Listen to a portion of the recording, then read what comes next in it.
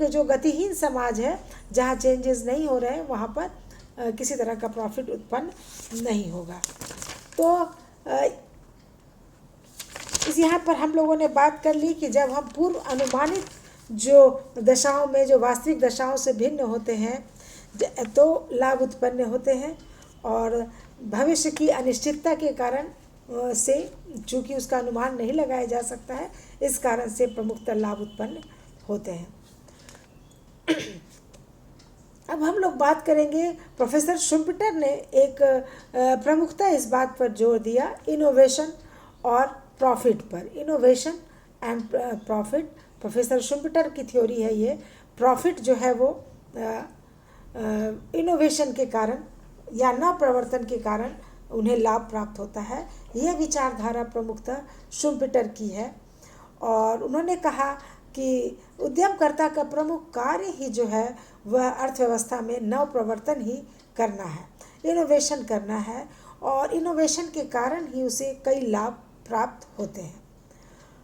Innovation के लिए जो है शुम्पेटर ने बहुत ही विस्तृत और व्यापक अर्थ में इसकी व्याख्या की है, और उद्यमकर्ता द्वारा पदार्थ की मांग बढ़ाने अथवा उत्पादन की लागत घटाने के लिए कोई भी नई नीति अथवा नया कदम इनोवेशन कहलाता है शुम्पेटर के अनुसार। इस प्रकार शुम्पेटर ने, हम लोगों ने क्या देखा कि शुम्पेटर ने इनोवेशन को दो भाग में बांट दिया। पहला, जिसमें कि उन्होंने कहा कि जब उत्पादन की लागत को वो ऐसे इनोवेशन जो कि प्रोडक्शन के जो कॉस्ट है, जो लागत है, उसको घटा देता है, तब उसे हम लोग कहते हैं कि यह प्रोडक्शन फंक्शन को बदल देगा, यानी उत्पादन फदन को बदल देगा। तो ऐसी स्थिति में ये तो पहली प्रकार का हुआ कि जबकि उत्पाद ऐसा इनोवेशन हो जो कि प्रोडक्शन का जो कॉस्ट है उसको घटा दो। इसमें हम लोग इसमें एग्जाम्पल ले सकते हैं, जैसे नई मशीन का प्रयोग करना, उत्पादन के नए और सस्ते तरीकों का प्रयोग करना, कच्चे माल के नए नए सोर्सेज का पता करना, और उत्पादन के लिए नई और श्रेष्ठ टेक्नोलॉजी का इस्तेमाल करना।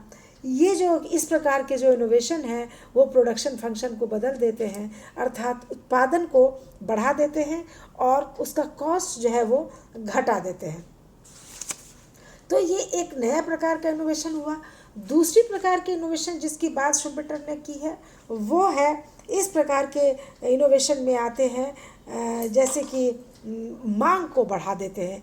ऐसे इनोवेशन क्या करते हैं, कंज्यूमर साइड से काम करते हैं और वो डिमांड को बढ़ाते हैं। और इसमें हम लोग कह सकते हैं एग्जाम्पल में कि जब ये डिमांड फंक्शन यूटिलिटी फंक्शन को बदलेंगे, पहला इनोवेशन क्या कर रहा था, वह प्रोडक्शन फंक्शन को बदल रहा था, और जब हम ऐसे इनोवेशन करते हैं जो मांग को बढ़ा देते हैं, तो इसको हम लोग कहते हैं कि वह यूटिलिटी फंक्शन को बदल देगा। तो इसमें हम लोग एग्जाम्पल में ले सकते हैं नए पदार्थों का उत्पादन। चूँकि कंज्यूमर जो है नए पदार्थों को पसंद करते हैं, तो नए पदार्थों का उत्पादन, पदार्थ की नई प्रकार अथवा डिज़ाइन का उत्पादन, विज्ञापन का नया और उत्कृष्ट तरीका। आजकल हम लोग देखते हैं कि मार्केटिंग जो है पूरा एडवर्टीजमेंट पर चलता है, तो जब नए नए प्रकार से अट्रैक्टिव तरीके से नए नए ऐड बनाए जाते हैं, उसके कारण भी जो है पदार्थ का डिमांड बढ़ता है। तो यह भी एक नई टेक्नोलॉजी है जिसके कारण हम लोग के इनोवेशन है, जिसके कारण कि हम लोग कह सकते हैं कि उसका डिमांड बढ़ जाता है मार्केट में, और इन सभी कारणों से उसे लाभ उत्पन्न होते हैं। तो हम लोग ये कह सकते हैं कि दो प्रकार से शुम्पेटर के अनुसार दो प्रकार के इनोवेशन होते हैं, जो एक तो प्रोडक्शन का कॉस्ट घटाते हैं, और दूसरे प्रकार के इनोवेशन वो होते हैं जो कि उसका डिमांड बढ़ाते हैं। तो इन दोनों प्रकार के इनोवेशन से हमेशा ही उद्यमकर्ता को लाभ होता है और उसका जो है प्रॉफिट बढ़ जाता है। यहाँ पर जो है एक इम्पॉर्टेंट बात ये जानने का है कि किसी भी जो विशेष या स्पेशल तरह का इनोवेशन जब किया जाता है, तो उसके द्वारा जो लाभ उत्पन्न होते हैं वे अस्थायी होते हैं।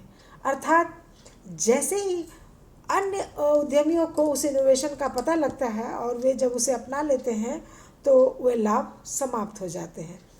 तो जब अन्य उद्यमकर्ताओं को जब उसे वो ग्रहण कर लेंगे और वह नया नहीं रह जाता है वह इनोवेशन, तो वह इनोवेशन जो है वो फिर लाभदायी भी नहीं रह जाता है, क्योंकि सभी उद्यमी इस इनोवेशन को अपना लेते हैं। प्रारंभ में जब वो नया इनोवेशन करता है तो वह एक अधिकारी की अवस्था में होता है और वह इस कारण से उसी तक सीमित रहता है वो इनोवेशन। इस कारण से उसे बड़ी मात्रा में लाभ प्राप्त होते हैं। किंतु जब कुछ समय बाद अन्य उद्यमकर्ता भी लाभ में कुछ भाग प्राप्त कर लेते हैं तो वह जो है वह ऐसी स्थिति में वह एकाधिकारी की स्थिति समाप्त हो जाती है और उसकी जो है लाभ समाप्त हो जाते हैं। यहाँ पर एक और इम्पॉर्टेंट बात यह है जो कि जानने का है कि यदि कानून अनुमति दे और उद्यमकर्ता अपने इनोवेशन को पेटेंट करवा लेता है तो उसे लाभ मिलता रहेगा। और प्रतियोगी अवस्था में क्या होता है कि पेटेंट कानूनों की जब उपस्थिति में जो वर्तमान प्रतियोगी फर्में अथवा नई फर्में शीघ्र ही क्या करती हैं कि जो सफल इनोवेशन होते हैं उसको किसी न किसी प्रकार से ग्रहण कर लेते हैं और लाभ को समाप्त कर देते हैं। परंतु एक कम्पिटिटिव इकोनॉमी में लगातार इनोवेशन होते रहते हैं। अगर एक इनोवेशन को कोई पेटेंट करवा लेता है तो नए नए इनोवेशन होते रहते हैं और इस कारण से उन्हें लगातार लाभ मिलता रहता है। इसलिए प्रोफेसर स्टिगलर कहते हैं कि यदि कोई स्थायी एकाधिकार स्थापित नहीं कर रहा होता तो ऐसे लाभ जो सफल इनोवेशन से प्राप्त होते हैं आवश्यक रूप से अस्थायी होते हैं और अन्य फर्मों द्वारा समाप्त कर दिए जाते हैं। तो यह स्पष्ट है कि इनोवेशन लाभ के बहुत ही इम्पोर्टेंट सोर्स है और नए इनोवेशन करने के लिए लाभ प्राप्ति आवश्यक इंसेंटिव है, प्रोत्साहन है। कोई भी उद्यमी लाभ प्राप्त करना चाहता है और इस कारण से वह नए नए इनोवेशन करता है।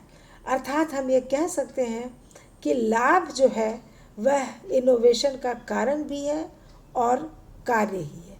अर्थात कॉज और इफ़ेक्ट दोनों ही इनोवेशन ही के लिए जो है वो लाभ ही है। तो अंततः जो है शुम्पेटर के अनुसार आप लोगों ने ये जाना कि किस प्रकार इनोवेशन से प्रॉफिट उत्पन्न होते हैं। अब नेक्स्ट थ्योरी जो है वो है risk, uncertainty and profit, Knight's theory. ये जो है हमारा एफ.एच. नाइट के अनुसार जो है उनका कहना है कि लाभ जो है वो अनिश्चितता वहन करने का, रिस्क और अनसर्टेनिटी यानी जोखिम और अनिश्चितता वहन करने का पुरस्कार है। नाइट से पूर्व पीगू ने भी कहा था, यह बताया था कि उद्यमकर्ता लाभ इसलिए प्राप्त करता है क्योंकि वह वस्तुओं को उत्पादन करने में जो भी जोखिम है उनको वहन करता है। परंतु नाइट ने अनिश्चितता पर आधारित लाभ के सिद्धांत को ज़्यादा विकसित तरीके से एक्सप्लेन किया, ज़्यादा अच्छे तरह से समझाया। उन्होंने यह भी बताया कि जोखिम और अनिश्चितता में क्या डिफरेंस है और उनके अनुसार जो डायनेमिक चेंजेस होते हैं केवल तभी लाभ को उत्पन्न करते हैं यदि वे परिवर्तन और उनके परिणाम पूर्व अनुमान के अयोग्य होते हैं। यानी अनप्रेडिक्टेबल जब होंगे कोई भी परिवर्तन तभी, अर्थात वे परिवर्तन जिनके घटने का पूर्व ज्ञान नहीं हो सकता, उसी के कारण लाभ उत्पन्न होते हैं। जैसा कि हम लोग पहले से भी बात कर रहे हैं कि यदि कोई परिवर्तन न होते अथवा यदि परिवर्तन का पूर्व ज्ञान और पूर्व अनुमान हो सकता तो भविष्य के बारे में कोई अनिश्चितता ही नहीं रहती और इसलिए कोई लाभ उत्पन्न नहीं होते। लाभ भविष्य की अनिश्चितता के कारण ही उत्पन्न होती है। यदि भविष्य की दशाएं पहले से पूरी तरह जानी जा सकती हों तो उस अवस्था में कंपटीशन द्वारा जो है एक आदर्श स्थिति की व्यवस्था हो जाती, क्योंकि सभी लोग अनुमान लगा सकते कि आगे क्या होने वाला है, किस प्रकार के चेंजेस आने वाले हैं और एक आदर्श स्थिति की व्यवस्था हो जाती जिससे कि सभी कीमतें लागतों के बराबर हो जाती और लाभ उत्पन्न ही नहीं होते। तो इस कारण इसलिए कह सकते हैं हम लोग कि वास्तविक दशाओं का प्रत्याशित दशाओं पर जिनके आधार पर व्यवसायिक व्यवस्था की जानी का भिन्न होना, जिनसे अनिश्चितता और लाभ उत्पन्न होते हैं। यहाँ पर प्रोफेसर दास गुप्ता ने भी इसको सही बताया। उनके अनुसार कहा गया कि व्यापारियों द्वारा अनुभव तथा सांख्यिकीय जानकारी जो है, स्टैटिस्टिकल जानकारी जो है, वह पता लगा सकते हैं। वैज्ञानिक व्यापारी लोग अपने अनुभव के आधार पर और स्टैटिस्टिकल जो डाटा होते हैं उसके आधार पर वो पता लगा सकते हैं। लेकिन जहाँ तक फिजिकल और मानवीय प्रकृति की जहाँ तक बात है, तो इसके बारे में जो है भविष्य लगभग अंधकार में होता है और इसके बारे में हमेशा अनिश्चित होता है। फ्यूचर के बारे में कि कोई भी नहीं जान सकता है कि आगे क्या होगा। इसलिए लाभ जो है अनप्रेडिक्टेबल जब होते हैं, परिणाम पूर्व अनुमान अयोग्य होते हैं, तभी ऐसी दशा में लाभ उत्पन्न होते हैं। अतः उद्यमकर्ता को क्या करना होता है कि ऐसी अनिश्चितता की दशाओं में कार्य करना होता है। उन्हें पदार्थ की मांग और अन्य तत्वों का जो भी कीमत लागत को प्रभावित करती हैं, उसका पूर्व अनुमान लगाना होता है। अपने पूर्व अनुमान और प्रत्याशाओं के आधार पर वे उत्पादन के साधनों के पूर्तिकर्ताओं के साथ निश्चित दरों पर उत्पादन की बिक्री से पहले कॉन्ट्रैक्ट कर लेते हैं। उन्हें भाड़े पर या साधनों द्वारा उत्पादित माल का मूल्य उसको उत्पादित करने और मार्केट में बेचने के बाद प्राप्त होता है। किंतु पदार्थों को उत्पादित करने और बेचने में बहुत समय लगता है।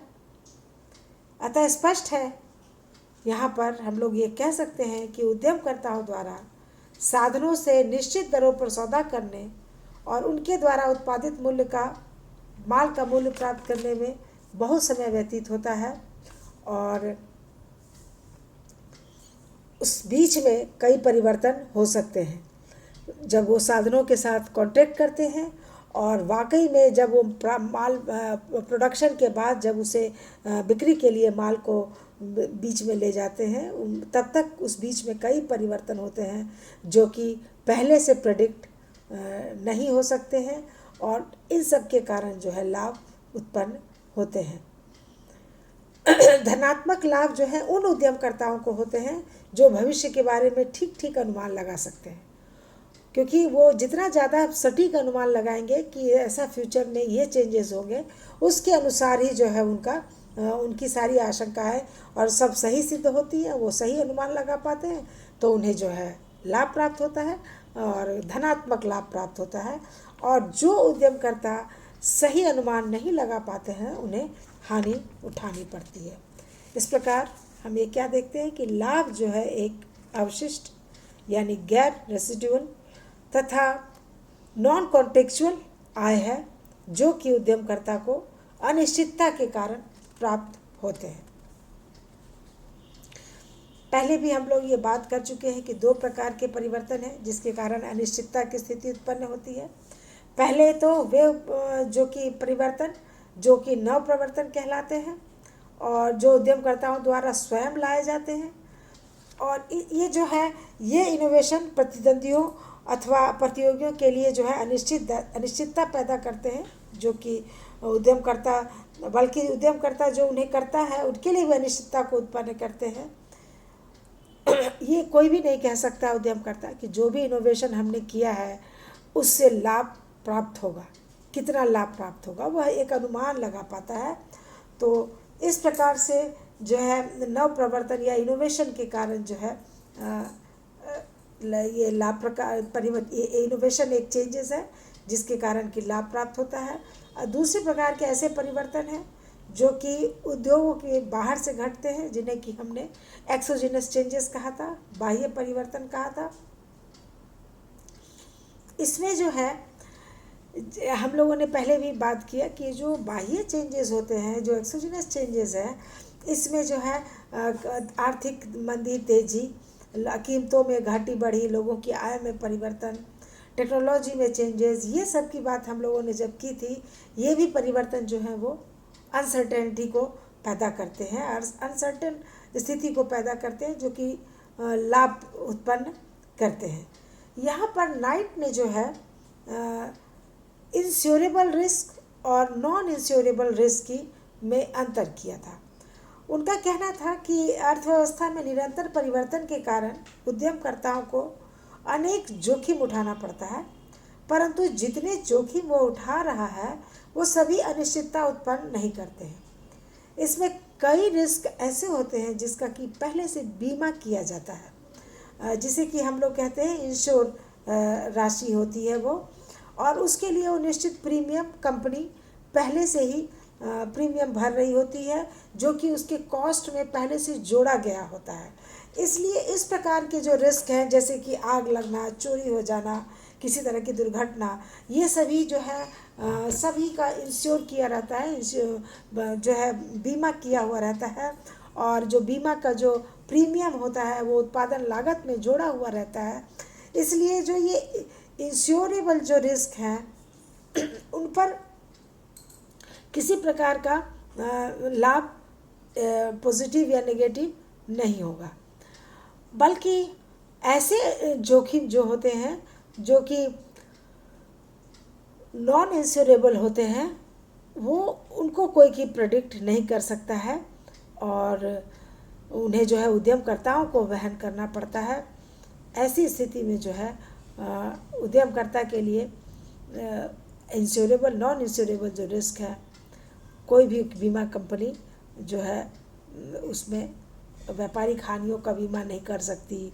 जैसे कि अर्थव्यवस्था में जो भी व्यावसायिक चक्रीय बाहरी और स्वतंत्र परिवर्तन होते हैं उद्यमकर्ताओं को उठाने पड़ते हैं। स्पष्ट है कि यही जो रिस्क हैं वो बीमा के अयोग्य होते हैं और अनिश्चितता की दशा को उत्पन्न करते हैं, जिसके कारण कि लाभ उत्पन्न होते हैं। नाइट कहते हैं यहाँ पर कि यह बीमा योग्य जोखिम से भिन्न अनिश्चितता ही है जो उद्यमकर्ता के संगठनात्मक कार्य को उत्पन्न करती है और इसी से उसे लाभ की आय होती है। तो इस प्रकार ये नाइट्स के अनुसार जैसा कि अभी हम लोगों ने बात की, रिस्क, अनसर्टेनिटी, जोखिम और अनिश्चितता के कारण जो है लाभ प्राप्त होते हैं। ये नाइट की थ्योरी थी। एक और कारण जिसके कारण कि लाभ उत्पन्न होते हैं वो है मोनोपोली एंड